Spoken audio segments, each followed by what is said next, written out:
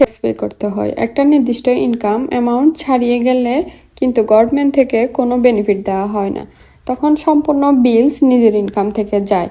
যখন আমি ক্যালকুলেট করা শুরু করি তখন থেকে চিন্তা ছিল জব ইনকামের টাকা জমিয়ে যদি কোনো বিজনেস করা যেত, কিন্তু আমার কোনো রকম আইডিয়া ছিল না অফলাইন বিজনেস নিয়ে। অনেকের সাথে কথা বলার পর যেটা বুঝতে পারলাম, হাই ইনভেস্টমেন্ট দিয়ে ব্যবসা শুরু করলেও প্রত্যাশা অনুযায়ী কোনো প্রফিট ওনারা পান না, উল্টা 25.5% ট্যাক্স।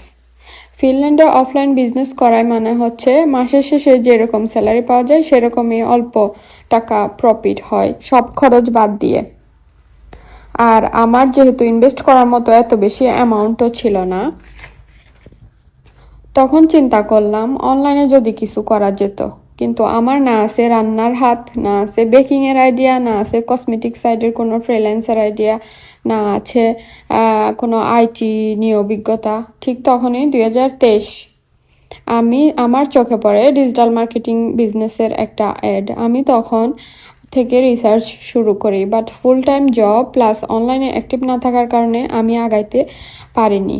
2025 এসে ডিসিশন নিলাম যেহেতু বাকি সব দিকগুলা আমার এখন স্টেবল আছে, তাহলে আমি এটা শুরু করতে পারি। লেট হলেও শুরু করাটা আমার কাছে ইম্পর্টেন্ট ছিল, কজ এমপ্লয়ি হিসেবে আমি আমার ভবিষ্যৎ চিন্তা করি না।